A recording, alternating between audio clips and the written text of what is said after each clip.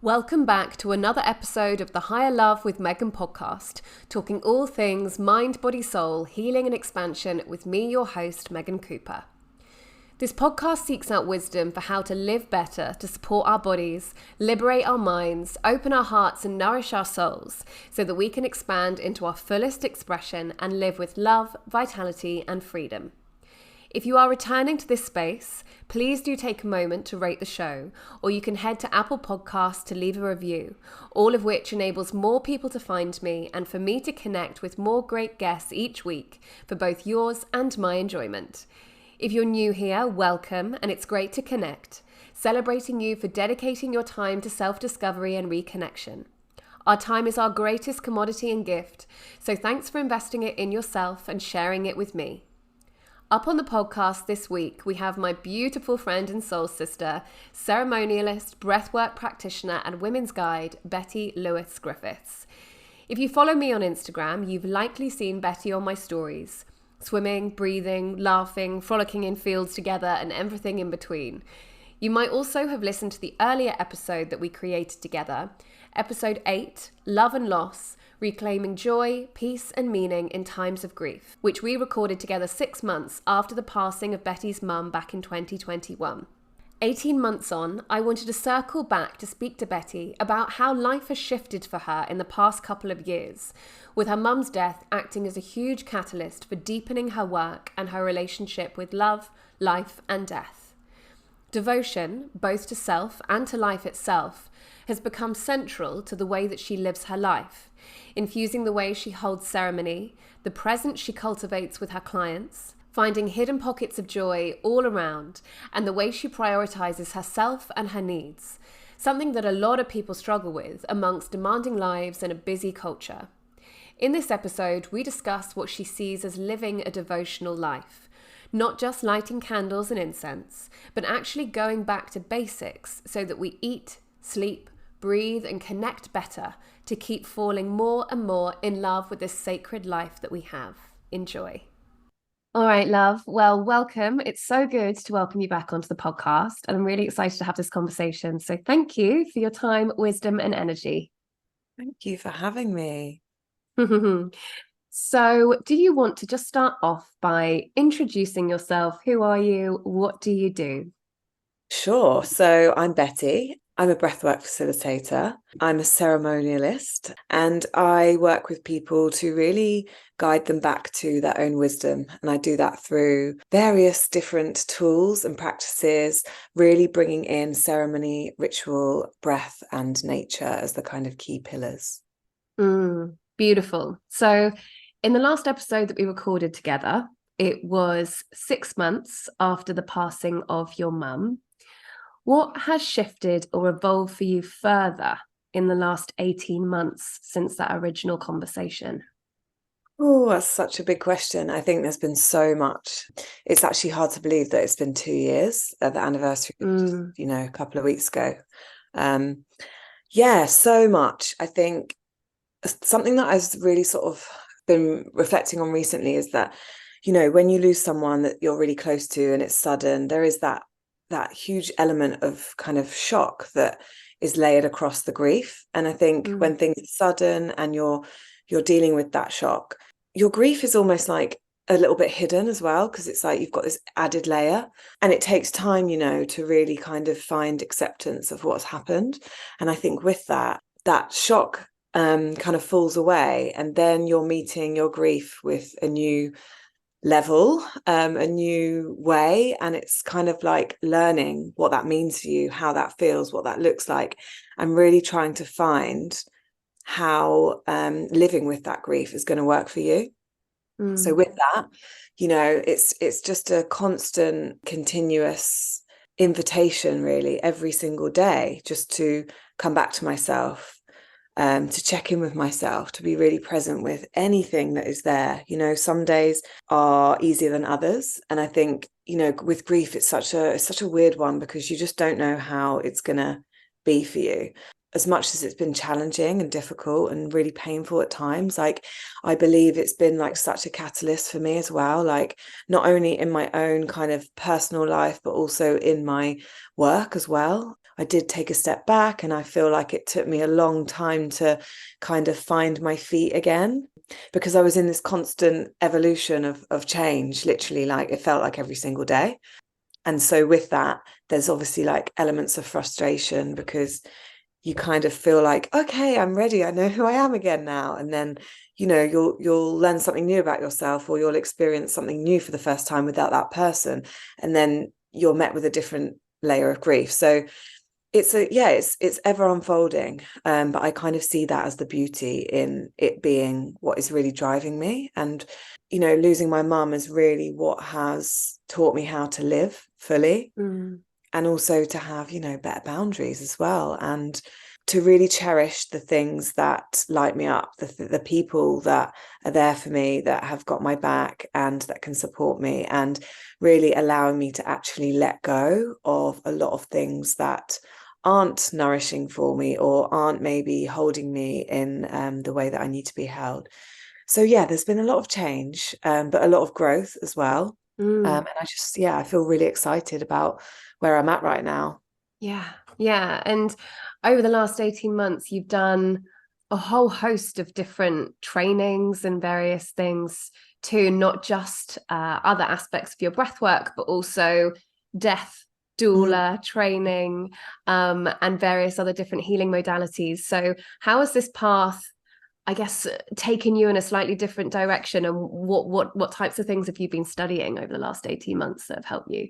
Yeah, well, I think when you're faced with death, whether it's an illness of your own, or, someone close to you that is at end of life, or dying, it really, it's a moment in time where like everything else just falls away, like everything else becomes insignificant, really.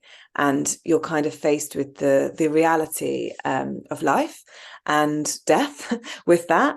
And I think, one of the reasons that I ended up doing the Death Doula Foundation course was purely because I was just so shocked by how little I knew about end of life and death and dying, like, from everything from what you do once someone's died to, how to grieve, how to support myself, how to support others. And it was really, losing my mum that kind of woke me up to that. And I think it's probably the same for a lot of people, until we experience these things, we don't really know how to be with death or grief, and a lot of us kind of turn away from it because it's easier to sort of not allow ourselves to feel it or face it. But I really experienced the opposite of that. I was like, wow, okay, death, this is big. It happens to all of us. And how have I lived in this whole, denying it for so long? And I think by opening myself up to it more, it's just really encouraged me and invited me more into life and living every single day. And the Death Doula training was just a small part of that. It was such a beautiful course, and it's really, for me, I feel like it's something that every single one of us should have access to, because we are all going to die at some point, and we are all going to experience death. We are going to lose someone that we love, as hard as that might be to hear. It's the truth. And I think the biggest gift that we can give ourselves is to actually open up to that reality and open up to that truth, and really lean into it and allow ourselves to get intimate with death and the end of life. Because, by doing that, it really means that we have such a bigger acceptance for the life that we have right now, the day that we have, the moment that we have, the year that we have, the life in all. Yeah, I'm really grateful that I had that opportunity to do that course, because, I haven't necessarily used it. It wasn't really a training to necessarily become a death doula. It was more to support myself, to support my family, and, be able to offer my dad better support when it comes to his end of life as well, because I really feel like it's something that we should all be able to support our family with. We should all be able to have those conversations. One of the I don't know, favorite's a weird word, but like one of the best, most eye-opening moments for me in that training was like planning my own end of life and planning my own funeral. It was like, wow, it felt really empowering, to not just think of end of life as being someone in, perhaps a hospital bed, like waiting for that moment where your time is kind of come to an end, and actually taking control of it and like really seeing it as this beautiful, beautiful thing, this amazing transition. And like, yeah, obviously we don't know what it's like because we don't experience it until the time comes, but we can get to a place where we feel this opening towards it and this softening and this real level of acceptance. And I think that training has really just brought a big shift in some of the work that I do as well, because, you know, I love holding ceremonial spaces, and for me it is all about being present in the moment, and that's not always easy, but it's like whenever I'm with my clients, it's like, okay, how can I invite them into the space where they fully surrender into this space, you know, whether it's like a couple of hours, 3 hours, half day, a 5-day retreat, whatever it is. It's like we don't often give ourselves permission to be fully with the experience that's in front of us, and by not allowing that, we don't really experience it fully. So yeah, I think that's, you know, that's just one of the trainings that I've been on, you know, retreats in Ecuador about reclaiming my pleasure and my wild feminine. You know, I've also experienced my 40th birthday, which felt like a massive learning in itself. You know, I think that a lot of the time we think that these courses or trainings that we do are only done through the kind of the accredited trainings that we see online, but actually like every single life experience is a massive training, a massive learning, a massive lesson. And it's like, how can we allow ourselves to open up to that and learn from every single moment and every single experience and really be in it and be with it? Yeah, amazing. And how would you say this experience over the last couple of years has shifted the way that you work with your clients and in ceremony when people are going through a process? You've mentioned obviously presence of being fully with somebody, but how would you say that you working with people in a deep way has evolved as a result of this experience? Well, I think it's like one thing that I learned really when I was moving through my grief is what you actually need at that time. It's like you don't need someone to come and fix it because they can't.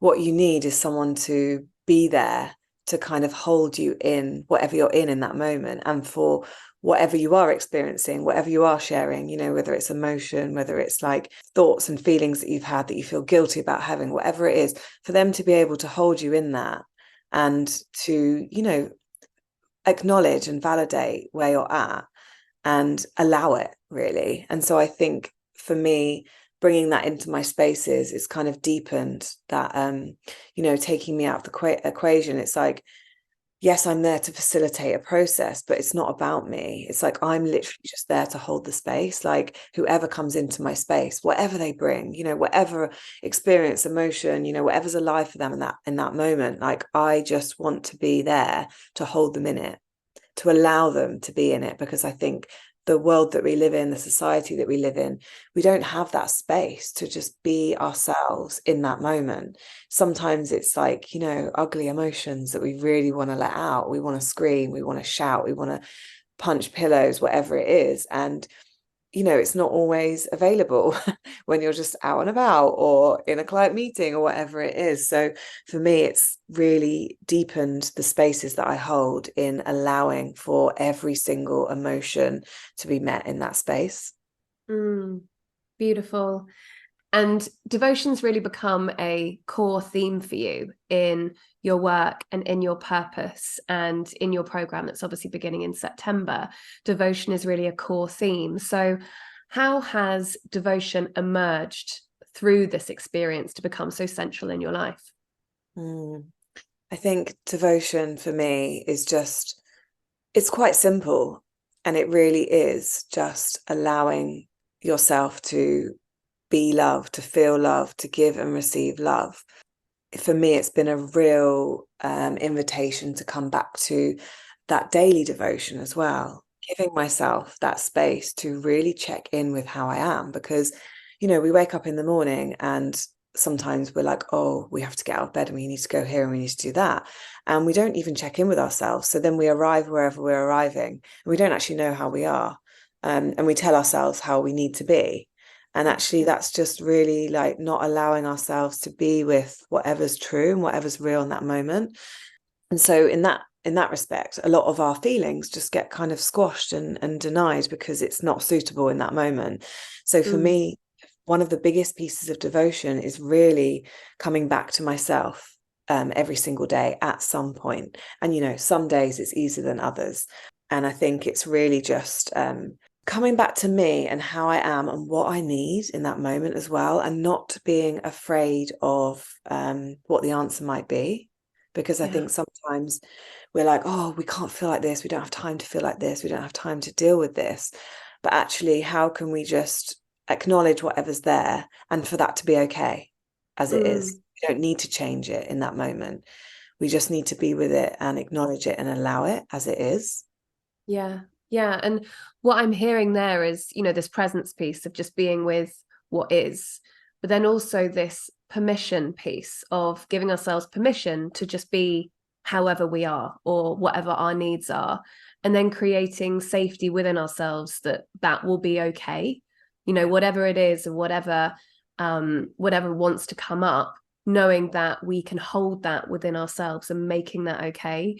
Definitely. And I think especially in terms of like, you know, just coming back to the topic of grief as well, because when someone dies, often you've seen that person through rose-tinted glasses because you love them deeply.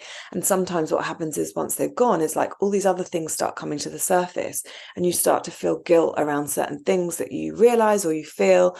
And that's a whole other thing. And, you know, we don't need anything else to feel guilty about in this life. So it's about allowing whatever feelings that you have to be totally valid and really just holding yourself in that, you know, journaling on it, like writing letters, allowing yourself to do these like emotional release techniques in a really safe environment, because there's no emotion or part of us that is, you know, not welcome. Like for me in my spaces, every single emotion is welcome. And like that's what I really try to bring into my work as well. It's like nothing, you know, no emotion is negative. There is no spectrum of emotion in terms of positive and negative. It's just in our society there's less acceptance around some of the more kind of shadowy aspects of us. So like how do we get to actually embody those and be in these safe spaces where we can unleash the wild woman and do whatever we need to do, because there is so much deep healing in that as well. You know, like I was leading my retreat in Portugal, and I was literally just looking back on some photos this morning, and we did this beautiful emotional release exercise, and just looking at the expression in people's faces as they're allowing these deep guttural emotions and sounds to come out of them is just so incredible to witness. And I think it really is just coming back to more of that, allowing more of that for sure.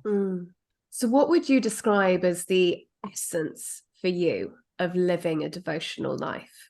I think there's a lot, really. Although it's like a simple idea, I think there's a lot that goes into it, because one thing that's really important is boundaries. You know, if you're not boundaried and you're always giving, then you're not going to have the time or the energy to have devotional practices for yourself. I think, you know, when we think of a devotional life, we can often think of that people pleaser of like, okay, devoting yourself to others. And yes, obviously, like devotion in like a loving relationship is really beautiful as well. But actually, for me, it's more about coming back to ourselves, because it's that old cliche of like filling up your own cup, isn't it? It's like you can't really do anything for anyone else when you're giving from an empty space. So really, I think it is coming back to the basics of putting in those boundaries so that you have that time for yourself. And I know that time is always one of the biggest barriers to any of this work. Even just, you know, taking yourself to yoga a few times a week. I have it with clients that, you know, don't have time for the practices that I share with them. And I think there's an interesting kind of invitation to lean into why you can't perhaps find that time, because often it isn't about the time, it's about the resistance. And with devotion and spending time with yourself, a lot of the time that's really, really uncomfortable, because we're allowing those difficult emotions to come up, right? So we're not ignoring them anymore. And so Mm. sometimes we can want to have all these beautiful practices in place, but the reality of actually bringing them into your life isn't, it's not all like incense and lighting candles. It's like, a lot of uncomfortable moments as well, like sitting with yourself through tears, through pain, through difficult thoughts, or, judging yourself and judging others. So I think there's a massive compassion piece around it as well. Yeah. And what would you say are the symptoms of not living in a devotional way? And by devotion, we kind of got this devotion to self, devotion to life and the presence in the everyday. And, I know that in our last podcast, we talked a lot about gratitude and reverence for life itself. And I guess that's all part of devotion, getting ourselves into, a good enough place within ourselves that we can notice the beauty and the joy that is available to us in the everyday. So what would you say, with that in mind, is symptomatic of us individually or collectively not living in a devotional way? I think there's so much to it. It's like the society that we live in is really kind of, it's encouraging us to be disconnected from ourselves. It's telling us that we need this thing over here, we need to buy this thing, we need to do this, we need to aim higher, we need to buy bigger. And it's going against nature, really. It's going against everything that we are. And so really it's just that coming back to ourselves so that we don't end up experiencing burnout, experiencing disconnect, which to me, actually, I feel like it's one of the biggest diseases, not being connected to ourselves. Because how do we know who we are and what we need and what we can give ourselves every single day if we're so disconnected from ourselves and constantly looking elsewhere? So really, I think, one of the symptoms of it is also, I feel like it's the people pleaser, because from my own personal experience, like the life that I lived 10 years ago, 6 years ago even, I get lost in what year it is and what day it is, but so much time has passed. But I used to live a completely different life to how I live now. And when I reflect on it, I honestly do not know how I wasn't dead. Like, I mean, there were signs that I wasn't okay. I was drinking heavily. I was barely sleeping. I was working really hard. But, and I had like a good job in a very corporate world, like so demanding, and I was earning like good money. But like, was I actually happy? I think I thought that I was, and I told myself that I was, because I was like living this dream life. But actually, I didn't really know who I was or what I wanted. So I was just in this kind of hamster wheel of like trying to earn more, trying to get a promotion, trying to do more, all of these things, and then scrabbling on through life, but feeling like completely empty inside. And then eventually reaching burnout and then having to reassess my whole life, which is how I've really kind of ended up where I am now, because I am choosing to slow things down. I'm choosing to live a life in a different way because I'm lucky enough to be able to do that. But, it's not easy. It's not easy to go against the grain and the systems and the society that we live in. It's really not. It's not easy. And I think that's the thing to remember. It's like, that's why this work is so important to me, because I want to make it more accessible and a little bit easier to adopt and to really lean into. Because I think at the moment, a lot of people are like, oh, I don't have time for that. And it's like, for me, that just breaks my heart, because that's like saying that you don't have time to look after yourself, to feed yourself, to exercise. It's like, it's just as important. Yeah. And I love what you're bringing attention to at the end there, that actually devotion can also be feeding ourselves right, moving our bodies, all these basic things that we wouldn't necessarily think of as devotion. Because you're right, like when the kind of first thought around devotion is literally like, praying, lighting incense, doing all the kind of ceremonial type stuff, which obviously is an aspect of devotional practices. But when living a life of devotion is the focal point, then fueling our bodies right, giving ourselves opportunities to move our bodies, to rest, these basic aspects of living well, if we're in a privileged position enough to do so, is also living a devotional life, right? Yeah, totally. And it's just another example of how simple we need to make things again, because we've got so distracted from all of the noise, all of the marketing, all of the stuff, that we've actually forgotten to feed ourselves well, to drink enough water, to sleep. Like every conversation that I have with friends recently is like, you know, people feeling tired, people, you know, not feeling like they're eating as well because they're so busy. And it's like, these are our basic needs. Like if we can't feed ourselves, and even coming down to the educational piece around food, you know, like this past year has been a massive journey for me personally in terms of working with a nutritionist, learning about food. And I just can't believe that I've waited this long to do this work, because it's like, hang on a minute, you know, I am my vessel. I only have one of these. And it just seems so wild to me that it's not something that we all know. And also the things that we get taught, or the things that we pick up through life, you know, for me, it was like living in a world of like constant different dieting and counting calories and that kind of thing, trusting in these companies that, you know, they wanted to support me in my health, but obviously learning later in life that like it is just a marketing tool, and sadly like that was never going to support my physical health. But yeah, it's just mind-blowing to me that we really do have to come back to basics and learn how to feed and water ourselves again. Yeah. Yeah, it's kind of crazy thinking about it, isn't it? Because we're all worried about buying the incense sticks, but then most people don't know how to feed themselves well. Most people have sleeping issues. You, as a breathwork facilitator, you know that most people don't even breathe right. So actually, we don't even have the like basic functions of like, well, breathing, sleeping, resting, eating, you know, drinking like good, clean water, drinking enough water, you know, all these basic things aren't in place. And this is like our natural state, right? Like our natural way of being. And you mentioned earlier in the conversation, you mentioned nature. And I know that you have, you know, you and nature have a very close relationship, you know, like, you know, you're kind of happiest when in the woods, right? And how does nature play a role for you in this devotional life, or how does it inspire or educate you around what devotional life is?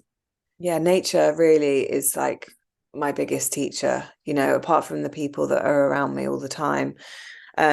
Nature is just, well, it shows us what we need to know. It reminds us of the impermanence of life, the cycles of life. You know, like a lot of the work that I do is all about being cyclical beings, you know, like moving through these daily, monthly, yearly cycles. And nature is such a beautiful way of reminding us of that. You know, when we feel resistant to letting things go, because it's all we know, it's, you know, how are we going to function if we don't have that? Nature is dropping stuff all over the place all the time, you know, and we don't judge it. We don't ever judge it. Like, you know, you can walk into the woods and see a tree where you're like, oh, I'm not sure if it's dead, but it's like, it's still beautiful.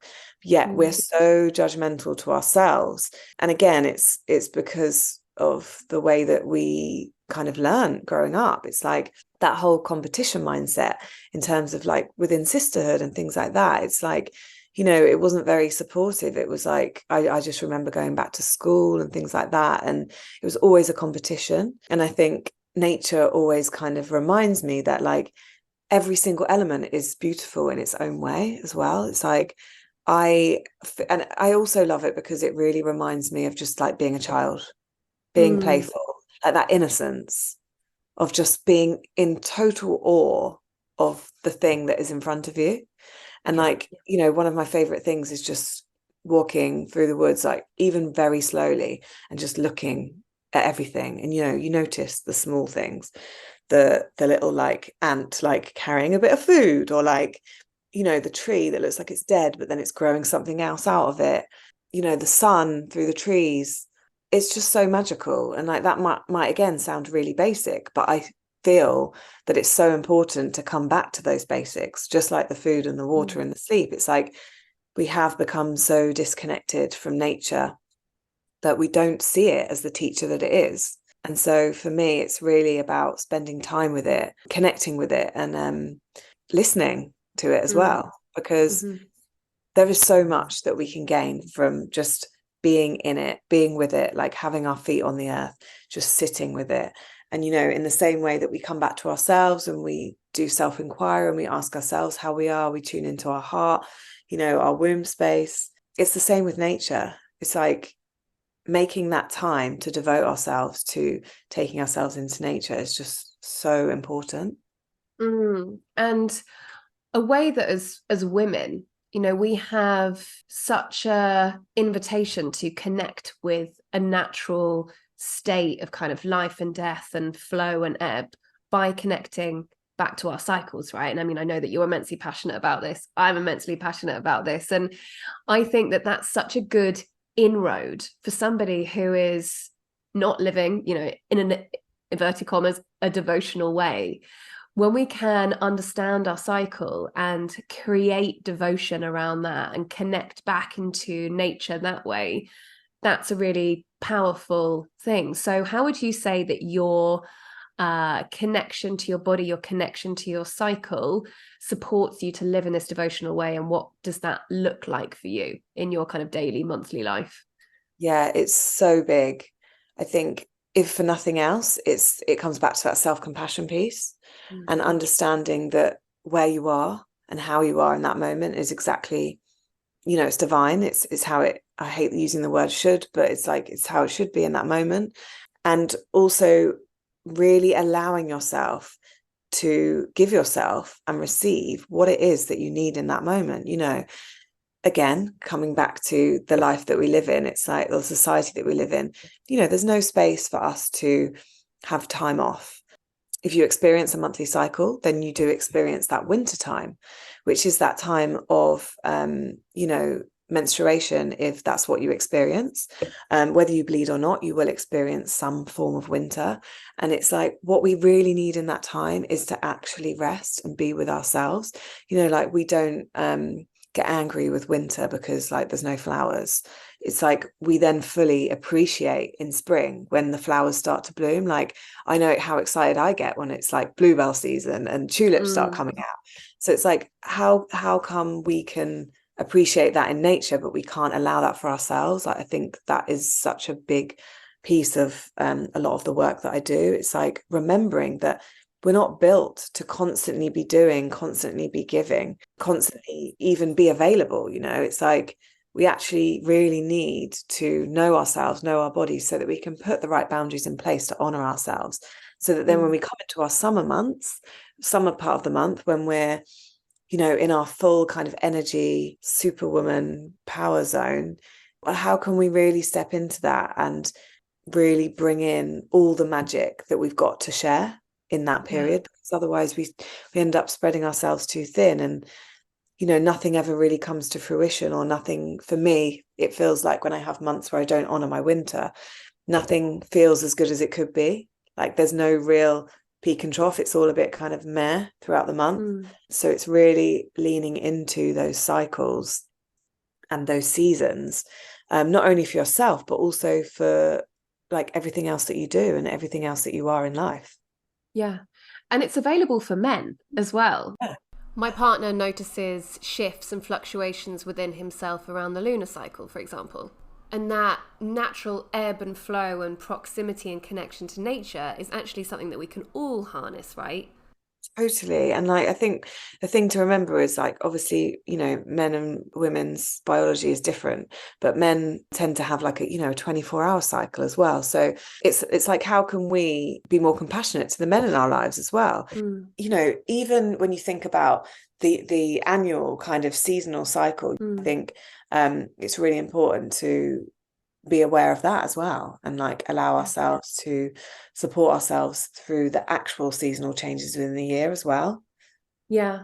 And again, it's just like that reminder of the compassion piece, what's arising in the moment, even if we don't like it, or even if we judge that we should be a different way. It's that compassion of, okay, well, this is what I'm experiencing right now.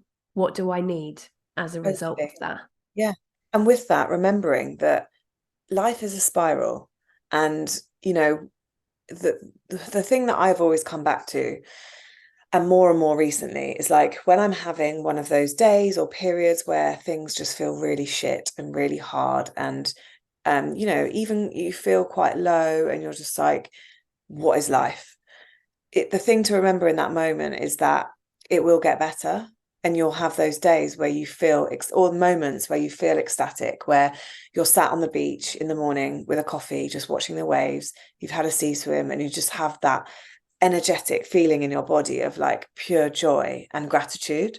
And it works the other way as well, like when you're in those moments of presence where you feel the wonder and the joy and the bliss of life and gratitude. It's like, how can you anchor into that so that on the days where you don't feel that, you can reflect on it and bring that feeling into your body. It's so powerful. And I think sometimes we just label ourselves. We're like, oh, I'm having a bad day. And then it's like, well, we are going to have a bad day if we don't come back to ourselves, ask ourselves what we need, and also know ourselves as well. Like, I know the things that make me feel good. And so if I'm having a bad day and I don't do those things, it's like, well, obviously you're not going to feel any better. But if I'm having a difficult day and I make space for one or two of those things, then I know that that's going to help. Yeah.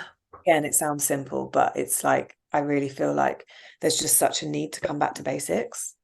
What would you say is the way that devotion plays a role in your like day-to-day life? What are maybe some things that you do as an act of devotion that other people could maybe do, which feels accessible? What does devotion look like to you in the day-to-day?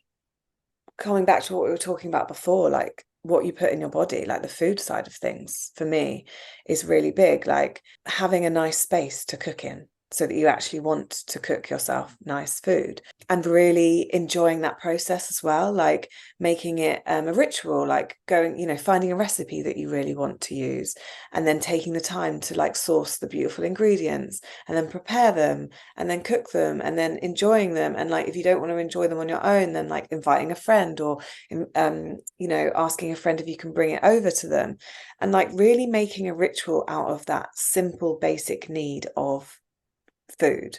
Because I think so much of the reality that we live in now is, food is just like, pop it in, off we go, now we need to do the next thing. And so we end up maybe, not eating the best things and not even being connected to that food before we put it in our body. I think slowing down the whole process of cooking and eating for me has been quite big, and also quite healing in terms of the relationship that I have with food as well. Like unpicking a lot of that kind of good and bad food chat that we maybe grew up with in the 80s, 90s, and coming back to the truth of what our bodies actually need and how different we all are as well, because we are all so unique. And I think it's like, again, getting rid of that comparison and getting to know your own body and doing what's right for you and not worrying about what anyone else is thinking about. In terms of other kind of devotional practices, I guess, for me, I mean, the rituals that I have in the mornings are always very different. Like some mornings I will take the time to go down to the water, to just be with the water, to sometimes sing to the water, to talk to the water. Like I feel very connected to my mum when I'm in the sea. And so, as weird as that might seem to anyone that is swimming close by, it really supports me to have that. And it's kind of like, when you look at the sea as well, it's just this big kind of vast void almost. There's no end to it. So I really see it as something that can just take anything that I don't want or don't need. So I often use that as a bit of a kind of cleansing ritual as well. But really, like, it's about finding the rituals that are right for you. And that might be making a coffee in the morning, but making the coffee without being on your phone, or without cooking at the same time, or without putting the washing on. It's like actually taking the time to select a really beautiful coffee, treating yourself to something beautiful, even like finding a new mug for yourself so that it's a really special ritual. And then moving through that process and then sitting with the coffee and even like setting intentions with it. It's like, this is going to bring me X, Y, and Z, and being intentional with everything that you do. I think even, if someone is listening to this and they're really short on time, it's like, if you have to walk to the supermarket or if you have to walk to work, like how can you use that time as a devotional practice. Like maybe it's making sure that you're completely off your phone and you're really present with everything on the way to work. Or maybe it's choosing a route that is a little bit different so that you're just like opening up your senses to everything that is around. It really doesn't have to be this big, complicated thing. And often, again, coming back to basics and simplicity is really key. And it's just finding the things that work for you. And really just taking that time to get to know yourself, because, you know, what I do might not resonate with someone that's listening and they could find their own way with it. So it really is just tapping into any of the magic that really kind of resonates with you. And a detail that I heard there that really kind of struck me, and this relates to this theme of pleasure. And I know that you've done, you know, a lot of kind of embodiment trainings and, you know, various different pleasure retreats. There's this real link. You know, you mentioned having a coffee and having it in a really nice mug. And for me, I would say that we can bring like devotion into our everyday by making everything pleasurable, making everything like feel nice. Like if you're going to drink coffee or tea, get a mug that you really, really like. Totally. If you're going to like, and get like, you know, I'm like really sensitive to textures and fabrics. So I just got to a point where I was like, why am I not wearing fabrics or textures that I love all of the time? And I mean, I know that that's a luxury to be able to do, but like when we buy things like blankets or, you know, cushions or like new things for our home or, you know, whatever we do, it's trying to make it as pleasurable as possible as an experience, would you say? Totally. And something interestingly that came up, I can't actually remember where it came up, but it was this inquiry into like how comfortable we are with actually holding pleasure or joy. Because the example that was shared was like, you know, someone gives you a compliment. Oh, I really like your top. Instead of just going, oh, do you know what? Yeah, thanks. I love it. It makes me feel great. We're like, oh, it's just from here, or oh, it's just a, you know, shitty old thing I just found or whatever. And it's like, hang on a minute. We're not even allowing ourselves to be in that vibration of receiving that pleasure and that joy in that moment. And I think that is where it has to start. We have to really get used to receiving it and feeling it so that we know what it actually feels like. And then we can allow ourselves to lean into it even more. Yeah, I love that. And it just reminds me of a lot of Regina Thomas Howard's work in Pussy, of which is an amazing book. If you haven't listened to it on Audible or haven't read it, really, really strongly recommend, because it's so much about that, isn't it? It's like holding joy, and especially as women, you know, where we do tend to do that with compliments, you know, like brush it aside because we don't want to look like too much, but actually being able to brag and say, you know, yeah, I'm really loving this right now, and being able to reflect that back to one another, you know, as women as well. It's like super, super powerful.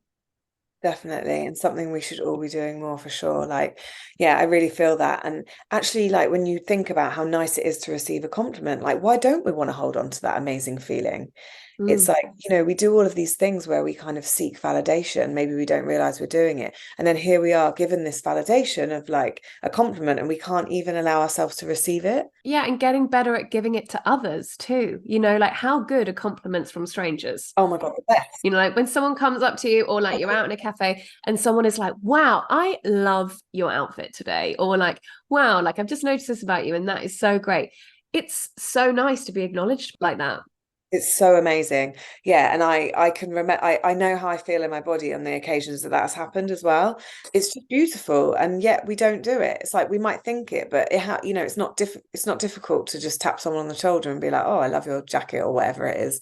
And allow them to, yeah, have a better day, because we would all be having better days if we just shared the love a bit more. I think that's the thing. Like for me, devotion, you know, love is devotion. And it's like feeling, one of the biggest things is feeling safe to Yeah. actually allow yourself to receive it. And also, you know, with that, a practice is also being comfortable in giving it as well. Yeah. Yeah. And the training that you put together for September, this past to presence, what does that process look like? And I know that there are so many different aspects to this. So maybe Yeah. you could talk through how you have built kind of that arc and that journey. What does that look like? Why have you structured it that way? And how have those pieces come in as a result of your own journey? Yeah, so I'm really excited about this. I feel like the path to presence is something that has been so long in the making, and one of the things that I was kind of working on even like before my mum died. And so it's been a long time in the making because it's changed shape as I've changed. So it's really amazing that it's felt like the right time to finally share and birth something. But essentially, the Path to Presence is a 10-week sisterhood adventure, all happening online. And it's really an adventure to living a life in devotion. So we're going to be coming together once a week to move through a whole host of different teachings and practices to really encourage us to all come back to ourselves. Like for me, that connection to self is where it starts. I can share things, I can post videos, I can do this, I can do that. But unless we actually are coming back to ourselves to rebuild that connection, it's not really going to support us. So for me, the baseline of that is really bringing in those connection exercises and practices. We're also going to be, I've included a section of it that is essentially called death and clearing the path, because I really think that there is so much to be done before we can even really delve into what's there. Like, we carry so much wisdom, but we also carry so much stuff, so many stories that often block us from going in deeper and from moving forward. So for me, that clearing of the path is just as important. And we do that by connecting to, cycles, and really allowing ourselves to let go with love anything that we don't need anymore. And then the rest of the journey is really about kind of awakening to our truth, awakening to our magic, like giving ourselves that space to actually rewrite our truth and rewrite our stories. Like, what is it? Like, who are we and what do we actually want? A lot of people move through life not even knowing what their core values are. Like, what is it that makes them tick? What is it that's non-negotiable when they establish new friendships or relationships? And often, if you're coming into a relationship not knowing that, it's completely shaky ground. So it's supporting to build foundations in your own kind of personal life, even to open up to other relationships in your life too. We obviously delve into, the kind of shadowy work as well. So anything that is within us that we're not kind of comfortable connecting with, it's really about opening that door and bringing all of you into the space. And, for me, creating a safe space is my number one. Like, safety is just always key. And it's actually something that always gets reflected back to me by people that come into my space, which is so important for me. So it's creating that safety in the space, but also in our own bodies, to really open up to that devotion, that ritual, that love, that possibility, that wisdom. We carry so much, and because we're disconnected from it, we're driven by all sorts of other things and often other people. And really, it's about coming back to us so that we are the anchor. And really, it's a space as well just to come together in sisterhood, because there is so much healing to be done in that space. There's something really magical when we come together as women, especially. It's almost like any labels or any stories just kind of float away, and we're all there, we're all the same. And I think the reason that it's such a powerful space is because you soon realize that those things that you have holding you back, or those stories or beliefs, that it's not just you that has them, it's also the person that you're probably stood next to at the bus stop, or your mate that maybe doesn't share that with you. So it's really an important space to realize that as well, and then support the group with those tools, those practices, to really experience that rebirth, that kind of opportunity and space to really claim the life that they desire. It's a powerful, powerful journey. And I'm going to be bringing breathwork into it as well, with some additional sessions and a couple of very special guest facilitators as well, that I'll be sharing more about soon. So I feel really excited. And yeah, it's just going to be a beautiful journey for anyone that feels ready. And I think the important thing is, before you commit to any of these spaces, is really just to tune into whether you are ready, because it's really important that you are, because otherwise you're coming into a space of resistance and you end up kind of more frustrated because you're not really ready to fully surrender into it. But yeah, it's going to be a beautiful journey. So if anyone feels like they would like to be in that space from September, then I would love for you to join. And what would you say to somebody who loves the idea of everything you've talked about, living this devotional life, and this has come up earlier, but who doesn't feel like there is enough time or has a really demanding life? You know, a lot of people work, have kids, have a demanding family life. And what would you say to somebody who's wanting to create more of this, but is really struggling logistically to do that? I think the key is just to start really small. Yeah. And even if that is giving yourself a minute, 1 minute when you wake up in the morning to just check in with yourself before you jump out of bed. Like that's how it starts, you know, by bringing that presence and that connection to yourself and your body every single day. It will just really support you to be guiding yourself through life, and to then actually have better boundaries, to honor your needs, so that when someone asks you to do something and it's not a full body yes, you actually feel safe to say no. Because by doing that, by saying no to someone else, you're actually saying yes to yourself. So it really is those teeny tiny things, to start small, and, you know, like slowing down, pausing, taking those little moments, like even if it is 30 seconds in the car before you're waiting to pick up your kid from school, like whatever it might be, instead of scrolling on your phone or whatever it is that you do, spending that time with yourself, like that is just the number one. And, you know, a little practice that could be quite good to do is just to start by really asking yourself, you know, where it is that you feel like maybe you spend time that doesn't actually benefit you in the day, because I'm sure that you'll find little pockets, and how can you switch one of those pockets up to come back to you, to spend that time with you. Yeah, totally. And I can really resonate with that. I mean, I know that years ago when I was managing very high-end fitness studio in Australia, and I was working a lot of hours, really, really, really long hours. And literally I would wake up 4:30, 5 o'clock in the morning, straight on my phone, checking the rotas for the day ahead, and then, you know, get straight on the train on the way to work. And I felt like there was no time. But actually someone suggested, well, why don't you just turn your phone on when you get on the train?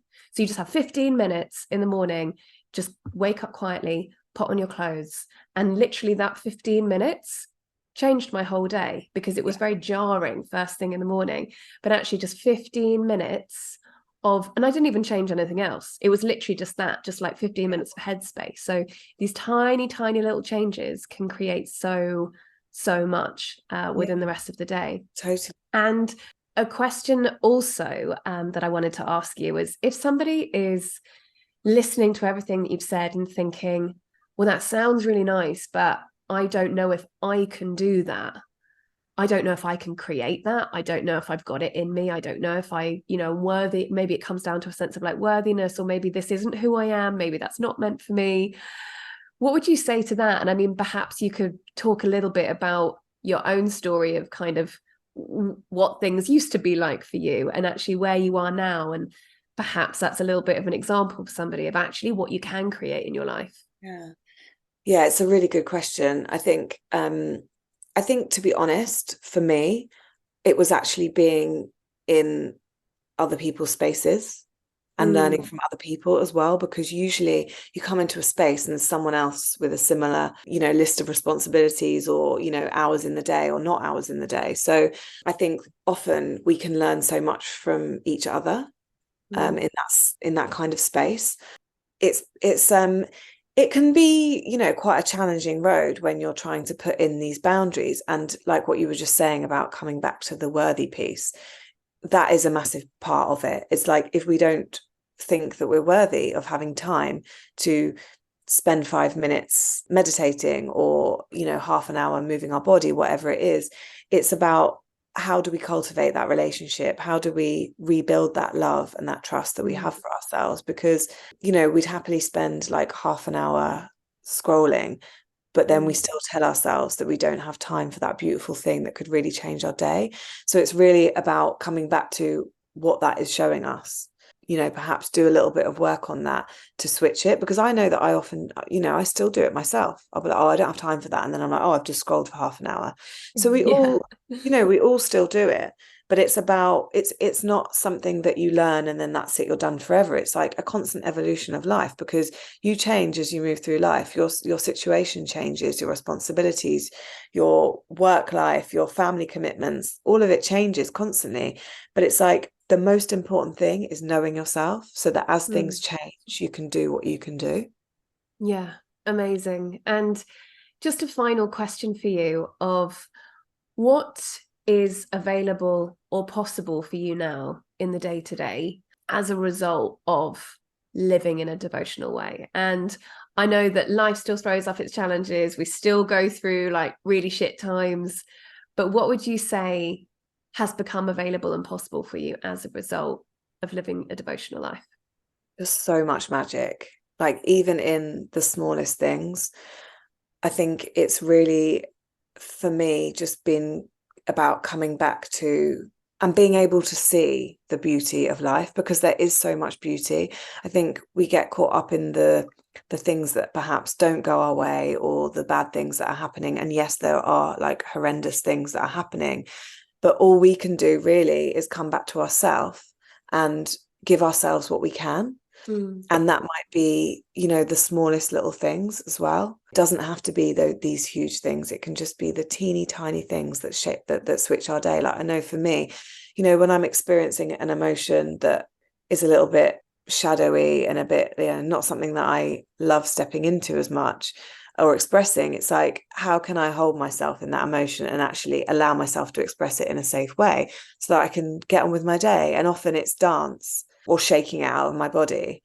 And, we have so many tools that we have access to, but all of that magic has kind of got lost along the way. And so really it is about relearning all of the magic that we have available to ourselves, just us and our body, really. Beautiful. Thank you so much. Is there anything else that you wanted to share? I don't think so. Just thank you for having me. It's been beautiful to see your lovely face. Oh, well, thank you so much for sharing all of your magic with us today. I love you so much. I'm so grateful for you. Thank you. I love you too. I hope that you enjoyed that beautiful conversation. In this moment, ask yourself, what is the central takeaway for you, and what small action can you implement today towards that? There's always so much available to us to take away in these conversations, but what does this bring up for you specifically, and where you're at in your life right now? I personally love what Betty kept drawing attention to, that coming back to basics. We seem to have a tendency as humans to overcomplicate, to keep adding more in, whereas what seems to often benefit us most is simplifying, slowing down, and taking things out. I'd love to hear your feedback and takeaways. I always love to hear from you, so please do feel free to connect via my website, higher-love.com, or via my Instagram at higherlove_with_Megan. And if you would like to connect with Betty, especially around her upcoming course, Path to Presence, a 10-week adventure to living in devotion, all of her information is available within the show notes. Until next time, thank you for listening and big love.